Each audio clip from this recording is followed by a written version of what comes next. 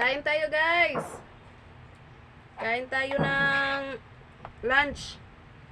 Yan, sinong nakakilala ng aking ulam? Oh, tingnan nyo, guys. Kamansi. Ginataan na kamansi. Mga Bisaya siguro ka-relate dito. Kumakain ng kamansi, gulay.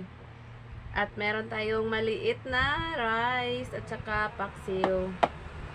Ganyan lang, guys, so pagkain ko. Busog kasi ako, guys. Kanina kumain na ako ng papaya. Ngayon, kain pa rin. Kamansi. Sarap. Ginataan na kamansi.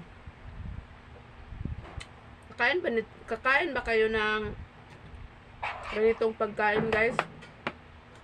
Yung mga gulay-gulay ba?